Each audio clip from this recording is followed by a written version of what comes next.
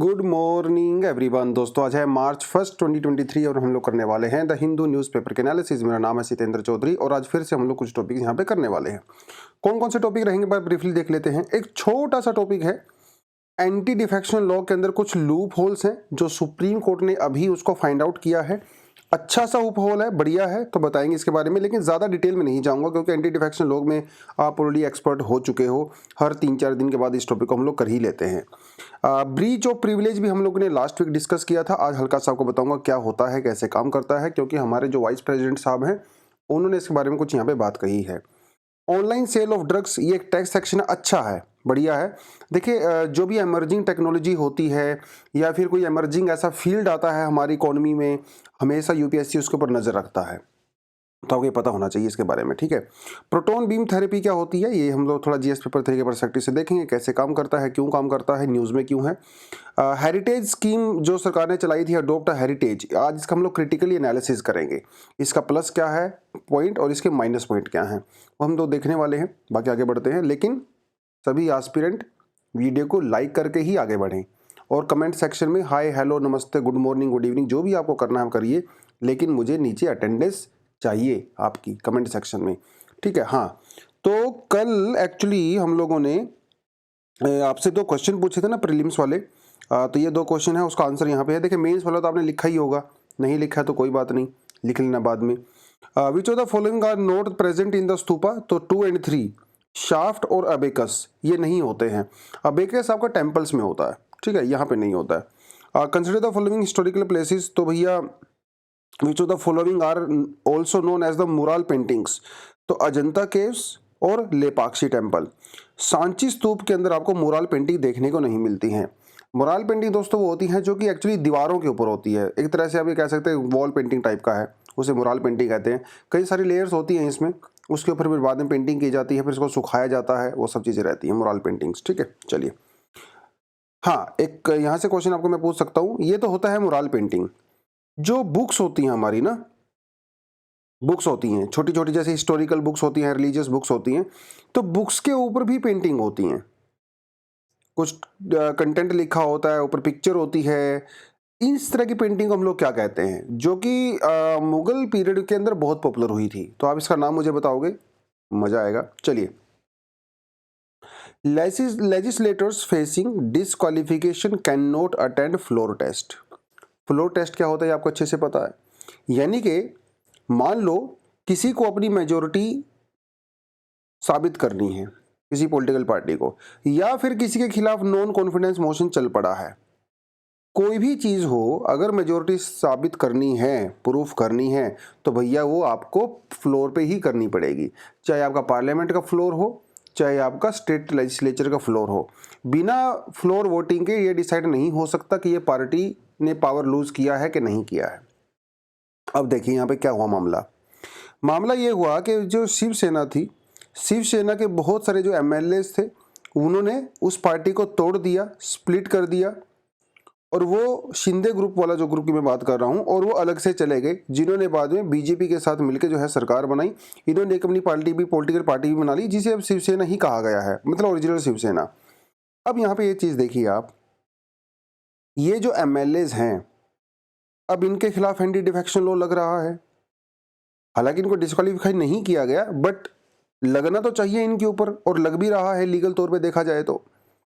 अब समस्या ये होती है जब फ्लोर टेस्ट करवाया गया, अब देखिए जब ये एमएलए अलग हो गए, सरकार गिर गई, और जब सरकार गिरेगी तो उसको फ्लोर के ऊपर तो टेस्ट करवाना ही पड़ेगा, क्या मेजोरिटी एंजॉय करते हो कि नहीं करते हो, तभी तो पता चलेगा सरकार गिरेगी या पावर में रहेगी।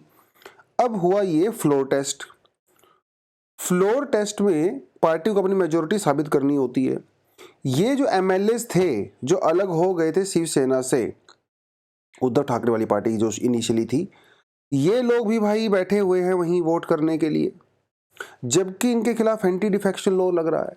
अब सोच के देखिए, ये फ्लोर टेस्ट आपको क्यों करवाना पड़ा, क्योंकि ये एमएलए अलग हो गए।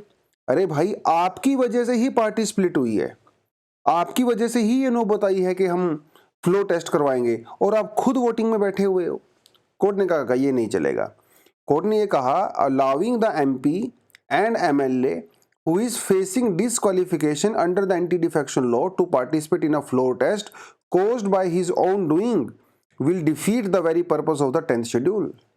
मतलब आपने खुद ऐसे काम किए हैं कि फ्लो टेस्ट करवाने की मजबूरी हो गई है और आप खुद उसके अंदर पार्टिसिपेट कर रहे हो, ये तो गलत हुआ ना। क्राइम भी आपने किया और बाद में जज भी आप खुद बन रहे हो, है ना। उन्होंने कोर्ट ने कहा है परमिटिंग अ लेजिस्लेटर, इस केस में एमएलए का एग्जांपल यहाँ पे है, permitting a legislator whose action caused the split the party and who is liable to be disqualified for the defection to attend the trust vote would amount to the legitimizing the constitutional sin।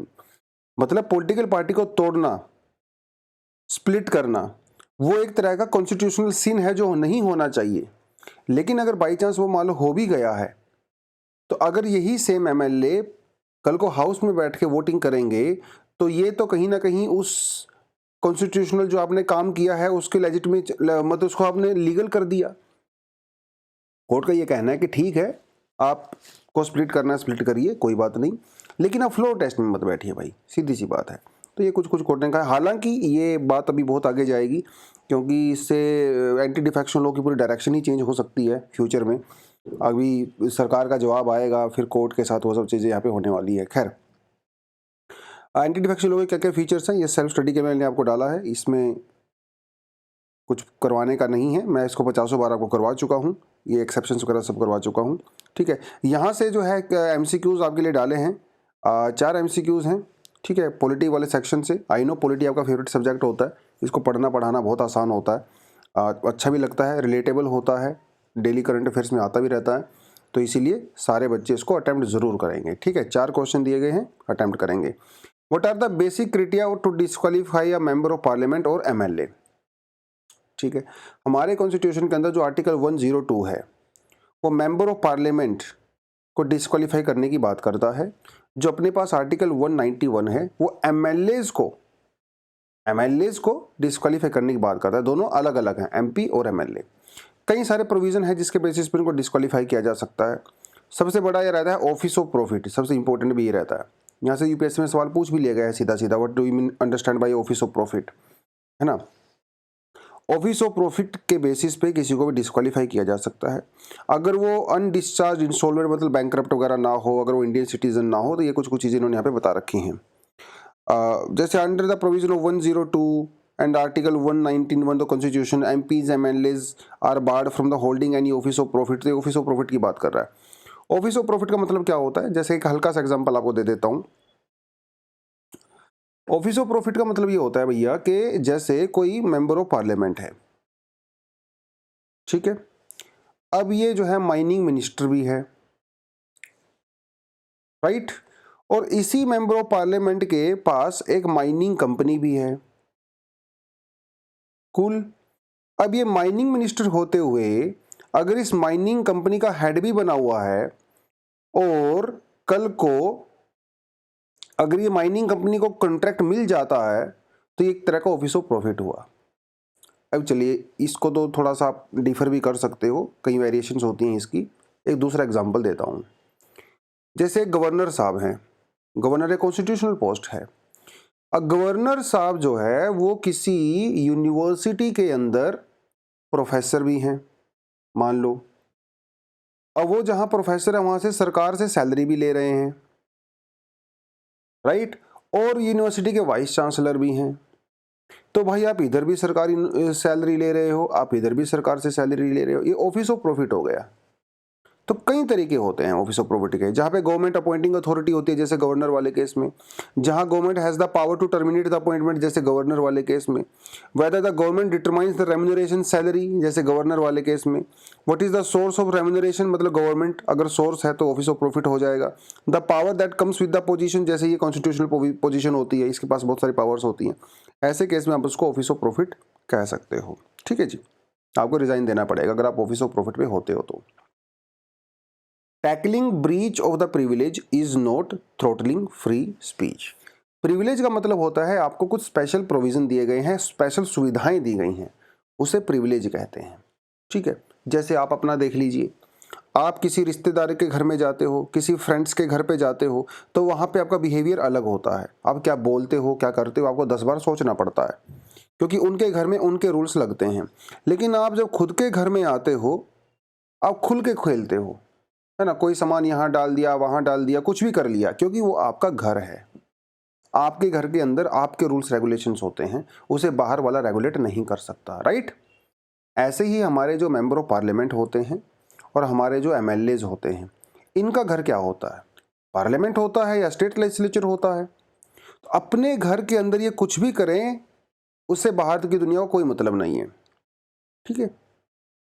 तो member of parliaments को parliament के अंदर कुछ special सुविधाएं दी गई हैं, जैसे वो कुछ भी बोल सकते हैं, ठीक है, वो कुछ भी बोल सकते हैं, उनको पूरी फ्रीडम ऑफ स्पीच होती है। पार्लियामेंट में जो कुछ भी बोला जाता है उसके अगेंस्ट में आप सुप्रीम कोर्ट में नहीं जा सकते, ये एक तरह का प्रिविलेज है। जब पार्लियामेंट्री सेशन चल रहा होता है तो उनको अरेस्ट नहीं किया जा सकता। कुछ प्रिविलेज यहाँ पे होते हैं, तो आप लक्ष्मीकांत पढ़ोगे तो उसमें ये सब कुछ दिया हुआ है। यहाँ की जो हम लोग बात कर रहे हैं, अब देखिए वही मतलब सीधी सी बात है, आपका घर है, आप उसके अंदर कुछ भी कर सकते हो, लेकिन भाई अपने फादर को आप गाली तो नहीं दे सकते, राइट। अपने छोटे भाई के जो है दिल खोल कुटाई तो नहीं कर सकते। कुछ रूल्स एंड रेगुलेशंस तो घर के अंदर भी होने चाहिए कि लिमिट से ज़्यादा अगर आप कर दोगे तो फिर आपके ऊपर एक्शन लिया जाएगा। यस, ऐसा ही होता है। तो मेंबर ऑफ पार्लियामेंट को फ्री स्पीच है, लेकिन फ्री स्पीच का मतलब ये नहीं है कि आप किसी को भी जो है वहां पे अंदर गाली गलौज कर दो, जो मर्जी कर दो। तो ये जिम्मेदारी एक्चुअली स्पीकर की होती है, जो हाउस को प्रिजाइड कर रहे होते हैं, कि वो ध्यान रखें कि ये जो मेंबर ऑफ पार्लियामेंट हैं वो फ्रीडम ऑफ स्पीच के साथ साथ क्या अपनी मर्यादा का पालन भी रख रहे हैं कि नहीं रख रहे हैं, ये उनका काम होता है। तो ऐसा ही हमारे पार्लियामेंट में आपको पता ही है, अच्छे से होता ही है। अभी अडानी वाले चक्कर में कितना सारा हो हल्ला वहाँ पे हो रहा है, राइट। तो हमारे वाइस प्रेसिडेंट साहब ने ये कहा है कि भाई there is a full flow of information and the expression, there is no doubt about that, but उसके साथ कुछ टर्म्स एंड कंडीशंस भी होती हैं, जैसे you must authenticate the information. अगर आप किसी, मान लो यहाँ पे राहुल गांधी जी हैं, राहुल गांधी जी अगर मान लो तो जैसे निर्मला सीतारमन जी हैं, अगर उनके अगेंस्ट में कोई एलिगेशंस लगा रहे हैं पार्लियामेंट के अंदर, तो उस एलिगेशन के पीछे कुछ ना कुछ ऑथेंटिसिटी होनी चाहिए, उनकी खुद की रिसर्च होनी चाहिए, या वो भैया आरोप आप लगा रहे हो तो कुछ ना कुछ तो पीछे बैकग्राउंड होना चाहिए ना उसके लिए, अदरवाइज तो फिर कोई कुछ भी बोलता रहेगा। तो they also must take responsibility for the information, and if that turns out to be wrong, अगर वो इंफॉर्मेशन गलत निकली, we have a mechanism in the parliament called the breach of privilege. Rahul Gandhi ji ने निर्मला सीतारमन जी के अगेंस्ट में कुछ बोला, इनको बोला कि मैडम आपने पिछली डील में 1000 करोड़ रुपए खा लिए, आपके ऊपर आपने करप्शन किया, लेकिन अगर ये इन्फॉर्मेशन गलत निकली तो ये पार्लियामेंट की उस सुविधा का, जिसे प्रिविलेज कहते हैं, उसका ब्रीच हो जाएगा, तो उनके खिलाफ एक्शन लिया जा सकता है। तो article 105 of the constitution protects the MP from the criminal litigation, ये भी एक प्रिविलेज होता है।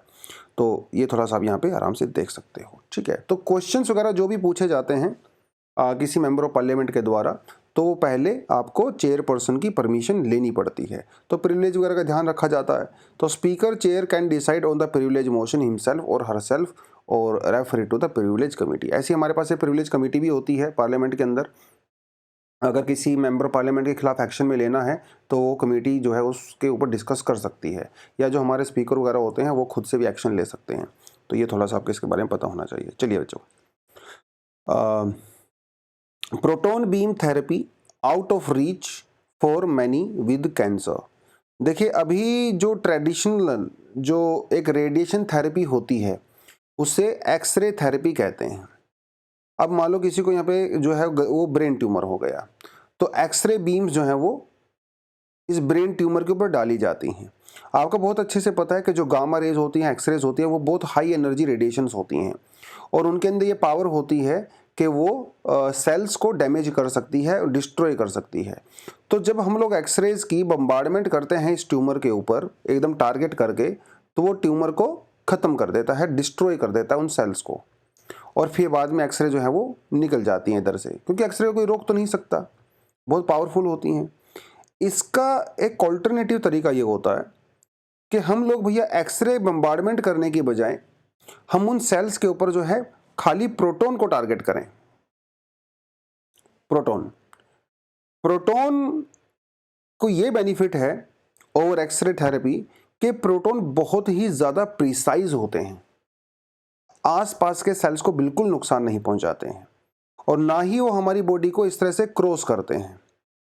वो जहाँ पे हीट करना होता है उतना ही हीट करते हैं, तो ज़्यादा इफ़ेक्टिव होता है, साइड इफ़ेक्ट बहुत कम होते हैं और कैंसर मतलब ठीक होने का चांसेस भी ट्रेडिशनल थेरेपी के कंपैरिजन में बहुत ज़्यादा बढ़ जाते हैं।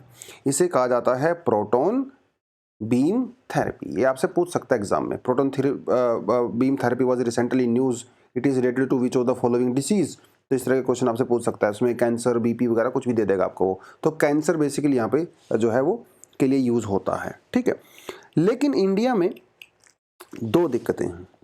सबसे बड़ी दिक्कत ये है कि एक तो अपने पास एक्सेसिबिलिटी वाली प्रॉब्लम है, ठीक है, एक्सेसिबिलिटी वाली प्रॉब्लम, हमारे पास एनफ फैसिलिटी ही नहीं है।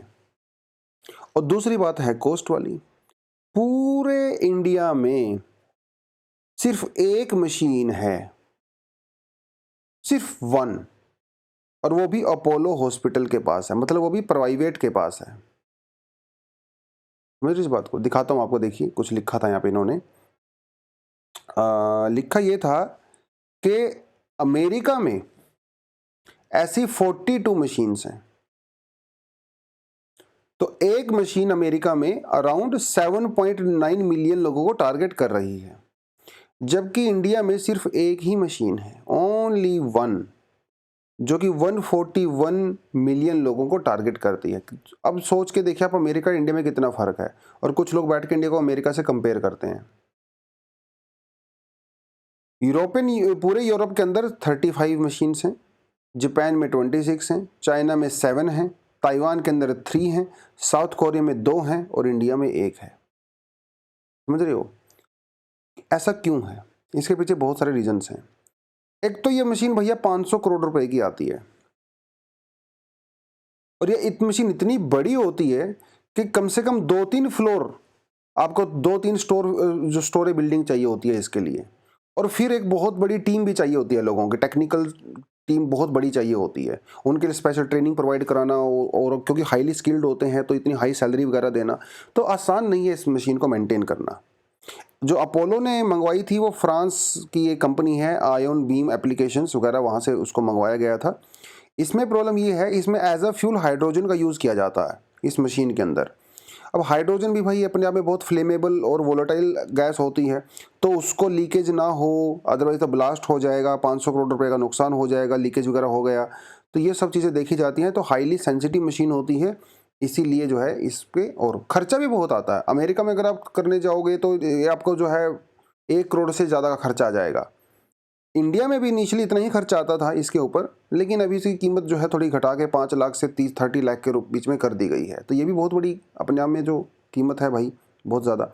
और एक ही मशीन है, कितने लोग आते होंगे सोच के देखिए, इतने खर्चे में भी बहुत लोग आते हैं। इंडिया में इस समय 40,000 के आसपास लोगों को जो है वो ब्रेन ट्यूमर की जो है समस्या है, तो इसीलिए जो है थोड़ा बर्डन है। तो प्रोटॉन बीम थेरेपी के बारे में you should have some idea. I think इतना काफ़ी है इन्फॉर्मेशन आपके लिए, ठीक है, इससे ज़्यादा इन्फॉर्मेशन कोई रिक्वायरमेंट है नहीं आपको। वैसे RBI new pilot project on the coin vending machine. तो अभी क्या होता है, आप एटीएम में जाते हो, अपना कार्ड इंसर्ट करते हो, बाहर आपको कैश मिल जाता है, पेपर मनी मिल जाती है। आरबीआई का ये आइडिया है कि हम लोग क्या करेंगे, एक वेंडिंग मशीन्स लगाएंगे जिसमें आप क्या करोगे, 20 रुपए का 50 रुपए का नोट डालोगे और आपके पास 2 3 4 सिक्के आ जाएंगे, कोइन बेसिकली। वो मशीनें वो लगाने वाले हैं। अब इस मशीन में समस्या ये है कि फेक नोट भी बहुत आएंगे यहाँ पे, क्योंकि वो जो मशीन है वेंडिंग मशीन, उसके अंदर ऐसा प्रोविज़न कुछ है नहीं टेक्नोलॉजी कि जो कि फेक करेंसी को आइडेंटिफाई कर ले। तो फेक नोट लोग क्या करेंगे, फेक नोट लेके आएंगे और उसके बदले में कोइंस लेके चले जाएंगे। ये भी एक डेफिनेटली हो सकता है। तो पहले तो उस मशीन को हम लोगों को बढ़िया से करना है, ठीक है। और अभी तो पायलट प्रोजेक्ट लगाया जाएगा 12 सिटीज़ के अंदर 19 लोकेशंस पे, देखते हैं क्या होगा क्या नहीं होगा। और अगर हम लोग इंडिया की बात करें तो इंडिया में 50 पैसा, 1 रुपी, 2 रुपी, 5 रुपी, 10 रुपी और 20 रुपीज़ के कॉइन्स होते हैं। जो 50 पैसे तक के नोट कॉइन होते हैं उसे स्मॉल कॉइन बोलते हैं, और उससे ऊपर वाले जो कॉइन होते हैं उसे रुपी कॉइन बोलते हैं, ठीक है। इस समय इंडिया में लगभग 10,000 करोड़ के लगभग जो है कॉइन्स वो सर्कुलेशन के अंदर गए हुए हैं। कुछ लोगों का कहना है कि यार ये जो आरबीआई का स्टेप है ना, वो बैकवर्ड स्टेप है। एक तरफ हम लोग डिजिटल इंडिया की बात करते हैं, डिजिटल इकोनॉमी की बात करते हैं, उसके बावजूद भी आप पीछे कॉइन्स की बात कर रहे हो, तो ये कैसे काम चलेगा? आरबीआई ने कहा देखो भाई, सब चीज़ें अपने अपने पेस पे काम करेंगी। ये कोई ज़ीरो सम गेम नहीं है, ठीक है? ज़ीरो सम गेम नहीं है कि अगर वो होगा तो वो नहीं होगा। नहीं, वो भी एग्जिस्ट कर सकता है, वो भी एग्जिस्ट कर सकता है, ठीक है? फिलहाल हमारा जो यूपीआई सिस्टम है, वो कॉइन्स वाली प्रॉब्लम सोल्व नहीं कर पा रहा है, तो उसको हम लोग कॉइन से करेंगे, ठीक है? ये प्रैक्टिकल पॉइंट ऑफ व्यू है।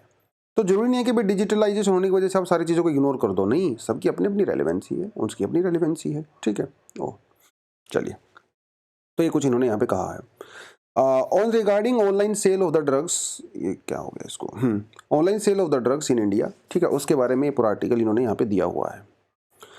बात ये है कि लास्ट ईयर क्या हुआ था, मिनिस्ट्री ऑफ हेल्थ ने एक प्रपोजल देने की सोची थी, जिसकी वजह से इंडिया में जो ऑनलाइन जो ड्रग्स की डिलीवरी होती है, होम डिलीवरी वगैरह, उसको रेगुलेट करने की बात कही गई थी। जैसे टाटा 1mg की एडवर्टीजमेंट वगैरह आपने बहुत सारी देखी होगी ना, Flipkart, Apollo, PharmEasy, Amazon, Reliance Netmeds, इसकी भी बहुत ऐड आती हैं, फार्मा इजी की बहुत ऐड आती हैं। तो ये सब क्या करती हैं, ऑनलाइन ड्रग डिलीवरी बिजनेस है इनका। और ये आप अगर आप फ़ोन करते हो, इनकी जो ऐप होती है उसको डाउनलोड करके प्रिस्क्रिप्शन भेज दीजिए, आपको दवाई आपके घर पे मिल जाएगी। तो सर अभी तक इंडिया में ये सिस्टम रेगुलेटेड नहीं है, इसके लिए कोई कानून नहीं है इंडिया में अभी फ़िलहाल। पिछले साल सरकार कानून लेके आने वाली थी, लेकिन इंडिया में जो all India organisation for chemist and druggist है, इसके अंदर 12-13 लाख मेंबर हैं भाई। मतलब इंडिया में जो ऑफलाइन स्टोर हैं, ये उनकी एक ऑर्गेनाइजेशन है। इन्होंने भाई सरकार को धमकी दे दिया कि अगर आपने इनको लेजिटिमाइज किया, अगर आपने इनको लीगल स्टेटस दिया, तो हम लोग सड़कों पे आ जाएंगे। सीधी सी बात है। अब सरकार वो बिल लेके आई नहीं, ठीक है, तो ये सड़क पे गए नहीं, बट अभी भी ऑनलाइन डिलीवरी हो रही है। मतलब ऑनलाइन डिलीवरी को बैन नहीं किया गया है। हालांकि अभी हमारे जो मिनिस्टर साहब उन्होंने कहा है कि शायद हम इसको बैन कर देंगे ऑनलाइन डिलीवरी को, बट उसके बारे में ये आर्टिकल है, जो होगा बाद की बात है, तब देखेंगे। फिलहाल क्या मामला है, क्या हमें ई फार्मेसीज को बैन करना चाहिए? भाई ऐसे तो कल को आप ओला भी बैन कर दोगे, क्योंकि जो लोकल टैक्सी वाले हैं, लोकल ऑटो वाले हैं, वो बोलेंगे हम तो सड़कों पे आ जाएंगे। ऐसे तो आप कल उबर भी बैन कर दोगे। तो बैन करना क्या सोल्यूशन है किसी चीज़ का? देखिए, कोविड-19 के टाइम पे जब लोग घर से बाहर नहीं निकल पा रहे थे, तो ये जो door step delivery of drugs थी, इसने बहुत ज़बरदस्त काम किया। 8.8 मिलियन, मतलब 80-90 लाख लोगों के घरों पे जो है वो डिलीवरी की गई ड्यूरिंग लॉकडाउन। तो ये तो यार बहुत ज़बरदस्त चीज़ थी उस टाइम पे, ठीक है। तो ऑनलाइन डिलीवरी की आदत पड़ गई लोगों को, डिमांड बढ़ने लगी, ठीक है, डिमांड बढ़ने लगी। तो अब डिमांड बढ़ रही है, खासकर बड़े शहरों में जैसे दिल्ली में, मुंबई में। हालांकि मैंने अभी तक इस एप्लीकेशन को किसी को यूज़ किया नहीं है, बट यस, बहुत सारे लोग इसको करते हैं, डिमांड बढ़ रही है। तो इनका ये कहना है कि भाई अगर आप बैन कर दोगे, डिमांड तो रुकेगी नहीं, लोग तो फिर भी डिमांड करेंगे, तो ये पूरा बिजनेस अंडरग्राउंड चला जाएगा, ठीक है। तो आप बैन करने मतलब ये नहीं है कि एक्सरसाइज रुक जाएगी, ये एक्सरसाइज तब भी होगी, लेकिन अंडरग्राउंड हो जाएगी। तो draft e pharmacy rules which were originally intended to whip pharmacy business into shape, ये तो मैंने आपको बता ही दिया है, ठीक है। तो और कई सारे कोर्ट हैं, जैसे बॉम्बे, मद्रास, दिल्ली हाई कोर्ट ने भी बार बार सरकार को कहा है कि आप ये जो ई फार्मेसी है इनको रेगुलेट करिए, बट अभी तक हमारे पास कोई ऐसा बिल है नहीं। तो क्या बैन करना एक ऑप्शन है? बिल्कुल भी नहीं है। सरकार को कानून लेके आना चाहिए और इसको प्रॉपर तरीके से रेगुलेट करना चाहिए, जैसे दूसरी चीज़ों को करते हैं। भैया शराब और तंबाकू नुकसान करता है ना, तो क्या उसको बैन किया गया? नहीं किया गया, रेगुलेट किया गया है। ऐसे आप इसको भी रेगुलेट कर दीजिए। और ये तो पान तंबाकू जैसे नुकसान भी नहीं करता है, अच्छी चीज़ है। खैर, how R e pharmacies competing with the मोम एंड पॉप केमिस्ट शॉप? जो नॉर्मली आपके पड़ोस में, गली में जो केमिस्ट शॉप होती हैं, उनसे कैसे कम्पीट करते हैं? देखिए, यहाँ पे कई सारी चीज़ें इन्होंने यहाँ पे अच्छी अच्छी बताई हैं। पहली बात तो ये जो ऑनलाइन जो स्टोर्स होते हैं, जो ई फार्मेसीज होती हैं, वो भैया भयंकर डिस्काउंट देते हैं दवाइयों के ऊपर। उनकी एडवर्टीजमेंट भी ऐसी आती है, 15%, 20% का डिस्काउंट देते हैं। मतलब जो दवाई आपको यूजुअली 100 रुपये की मिलती है, ये आपको उसको 80-85 रुपये में दे के काम सुलटा देते हैं। क्यों करते हैं ऐसा? क्योंकि इनको मार्केट शेयर इंक्रीज करना होता है, इनको कस्टमर्स बनाने होते हैं, तो डिस्काउंट तो दिया ही जाता है। नॉर्मल तौर पे ऐसा कहा जाता है कि इंडिया के अंदर जो फार्मेसी का जो पूरा बिजनेस है, उसके अंदर ज़्यादा मार्जिन है नहीं, 15 से 16% का साल भर का मार्जिन होता है। तो ऑलरेडी बेचारे वो बहुत ज़्यादा प्रॉफिट नहीं कमा रहे होते हैं। लेकिन जैसे ही ई फार्मेसी कम्पीट करने लगी तो इनका प्रॉफिट मार्जिन और भी कम हो गया। शुरुआत में बात ये की जा रही थी कि ये जो ई फार्मेसी कंपनी है, जैसे मान लो टाटा 1mg है, टाटा 1mg क्या करेगी, जो वहाँ के रिटेल स्टोर्स हैं उनके साथ कॉन्टैक्ट करेगी और यहाँ पे आ गया आपका कस्टमर। जब कस्टमर टाटा 1mg की एप्लीकेशन से ऑर्डर करेगा तो ये वाले इस दुकान पे जाएंगे, वहाँ से दवाई कलेक्ट करेंगे और जाके कस्टमर को दे देंगे।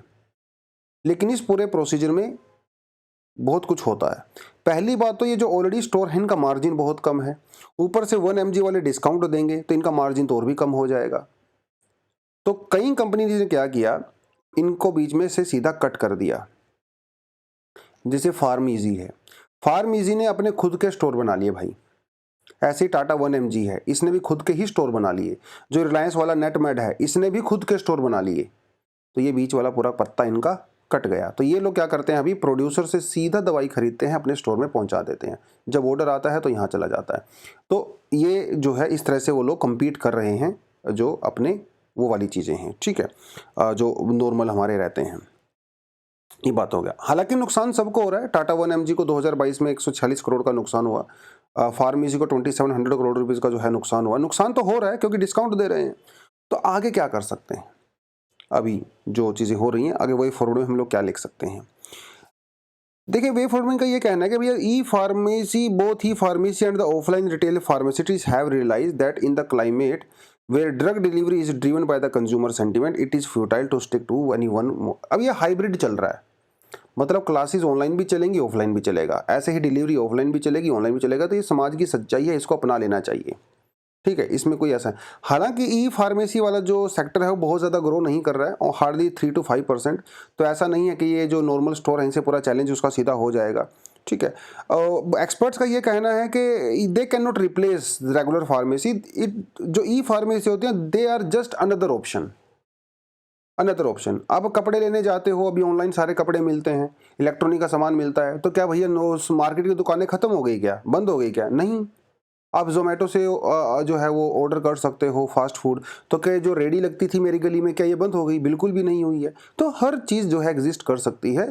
ये तो अच्छी बात है ना कि हमारे पास ज़्यादा ऑप्शंस होते हैं, कंज्यूमर को मज़ा आता है उस चीज़ में। तो वो सब चीज़ उन्होंने कहा। और जो ई फार्मेसी के तहत अब दवाइयाँ लेते हैं लोग, यूजली वो छोटी मोटी दवाइयाँ होती हैं।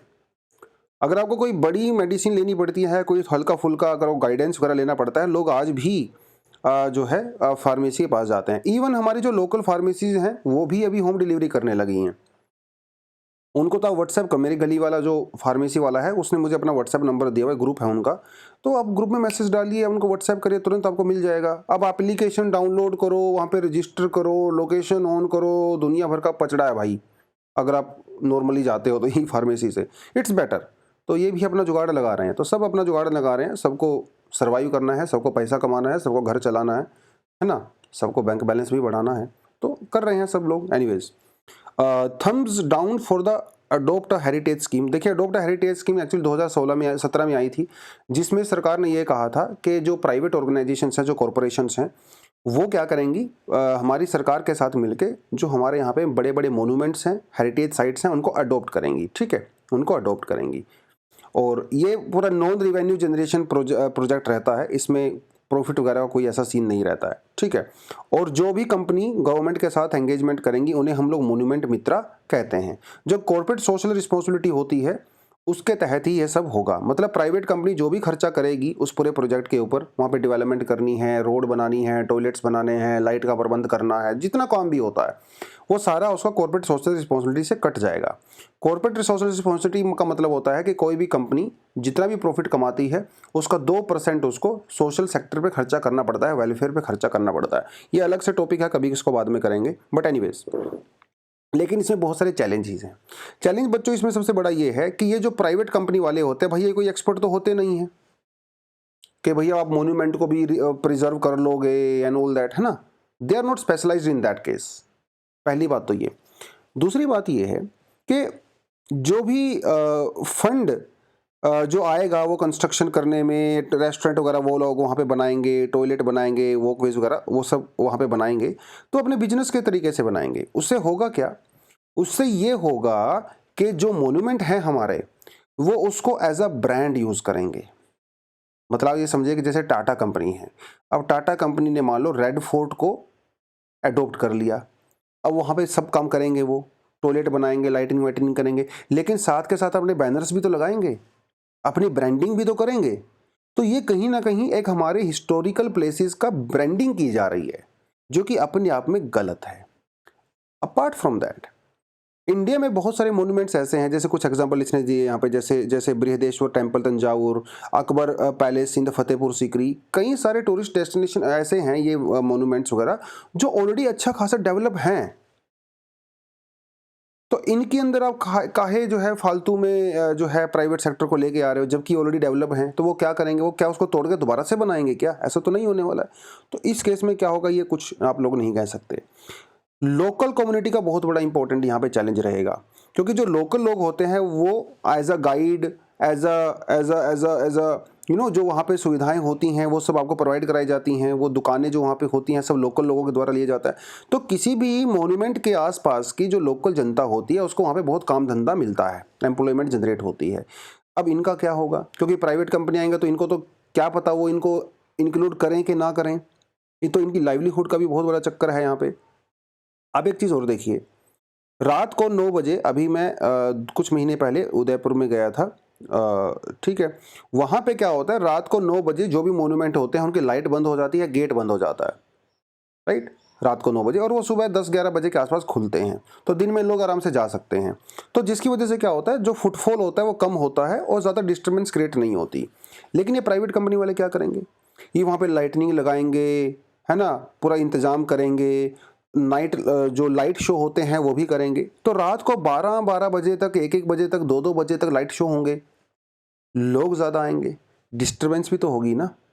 उसके अलावा भैया जो बिजली कहाँ से आएगी, बिजली तो आसपास के जो घरों से हैं, जो आसपास के हॉस्पिटल्स हैं वहीं से आएगी, क्योंकि आप इलेक्ट्रिसिटी कंज्यूम कर रहे हो तो उनके लिए कम रहेगी। तो ये तो कुछ ना कुछ समस्या यहाँ पे डेफिनेटली होने वाली है।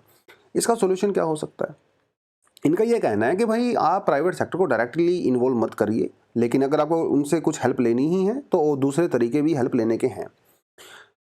कैसे?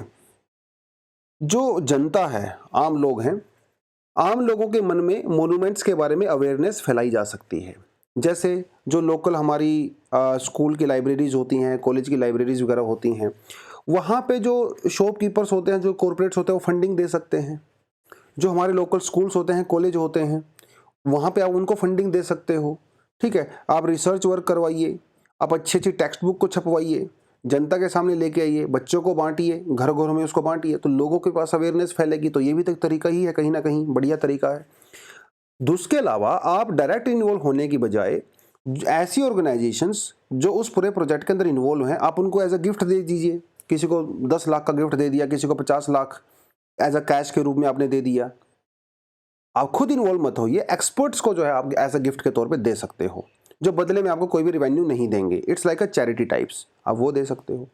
कोविड के टाइम पे क्या हुआ था, जो हमारे कॉलेज यूनिवर्सिटी जो कॉलेज थी, यहाँ पे रिक्रूटमेंट बंद हो गई थी। ऐसे डिपार्टमेंट में, मतलब जो मोन्यूमेंट वाले डिपार्टमेंट है, हिस्टोरिकल हिस्ट्री डिपार्टमेंट है, बंद हो गई थी। तो ये यूनिवर्सिटीज़ ये क्या कर सकती हैं, प्राइवेट कॉरपोरेशन उन यूनिवर्सिटीज़ को फंडिंग दे सकती हैं, ताकि वहाँ पे जो फेलोशिप है, नई प्रोफेशनल हायरिंग हो सके, स्टाफ इंक्रीज हो सके, जो बाद में मोन्यूमेंट के लिए काम कर सके, आप वो भी कर सकते हो। अपार्ट फ्रॉम दैट ये कंपनीज क्या कर सकती हैं, अपने खुद के गिरेबान में झांक सकती हैं। जैसे अब मान के चलिए कि जैसे रिलायंस का कोई आगरा में रिलायंस की कोई केमिकल फैक्ट्री है या कोई थर्मल पावर प्लांट है, तो उससे क्या हो रहा है, पोल्यूशन हो रहा है। हमारी जो वाटर बॉडीज हैं वो पोल्यूटेड हो रही हैं, बिकॉज वहाँ से बहुत हार्मफुल गैसेज निकल रही हैं, केमिकल्स निकल रहे हैं। वो हार्मफुल गैसेज और केमिकल्स क्या कर रहे हैं, उससे बैक्टीरिया पनप रहे हैं। बैक्टीरिया आपके ही मोन्यूमेंट को नुकसान पहुंचा रहे हैं, ताजमहल को जैसे, या और भी बहुत सारे एग्जाम्पल इन्होंने यहाँ पे दिए हैं। तो आप खुद ऐसा कुछ जुगाड़ लगाइए, नए नए इक्विपमेंट खरीदिए, आप पोल्यूशन कम करो। ये भी तो प्रिजर्व करने का डायरेक्ट तरीका है। तो ये कुछ चीज़ें इन्होंने यहाँ पे बताई हैं। जो डैम्स करते हैं, माइनिंग प्रोजेक्ट वगैरह, उसको थोड़ा ध्यान से करिए, है ना, एनवायरमेंटल फ्रेंडली होना चाहिए। ये कुछ चीज़ें इन्होंने यहाँ पे बताई हैं। कंक्लूजन में वही बताया है कि भाई जो हिस्टोरिकल प्रिजर्वेशन है, इसमें बिजनेस, गवर्नमेंट एजेंसी सबको मिलके जो है काम करना चाहिए और जितने भी स्टेक होल्डर्स हैं सबको सामने आना चाहिए और ये ध्यान रखना चाहिए कि हम लोग एक बैलेंस अप्रोच लेके चलें, है ना। हर चीज़ पैसे से नहीं होती है, तो पैसे के साथ साथ लोगों का लाइवलीहुड और हमारी जो वैल्यूज़ हैं, हमारा जो कल्चर है, हेरिटेज है, उसको भी प्रोटेक्ट किया जाना चाहिए। अब यूपी में क्या हो रहा है ना, कई सारे बड़े-बड़े जो मोन्यूमेंट्स हैं उनको एज़ अ होटल में कन्वर्ट किया जा रहा है। उनका ये मानना है कि होटल में कन्वर्ट करेंगे तो रिवेन्यू जनरेट होगा। अरे भाई, आम आदमी जो पहले बेचारा मोन्यूमेंट देख के आ सकता था, 5 रुपए दे के अपने बच्चों को लेके, फैमिली को लेके जाया करता था पिकनिक पे, वो तो नहीं जा पाएगा होटल में, क्योंकि होटल में तो खाने के लिए जाना पड़ेगा, बिल बनेगा मोटा ताज़ा। तो ये कुछ चीज़ें हैं जो हो रही हैं। खैर, तो ये था। उसके अलावा कुछ एडिशनल आर्टिकल भी हैं, पढ़ना चाहो तो पढ़ सकते हो। हीट वेव आर्टिकल वाला हम लोग बहुत बार कर चुके हैं पहले भी, और अभी आने वाले समय में हीट वेव आने ही वाली है। मार्च में शुरू हो जाएगी हीट वेव। अब मार्च अप्रैल में 2-3 महीने चलती है, तब इसके बारे में और ज़्यादा डिस्कस करेंगे। ठीक है जी, चलो बच्चों, आज के लिए इतना ही है। Thank you very much, all the best, जय हिंद।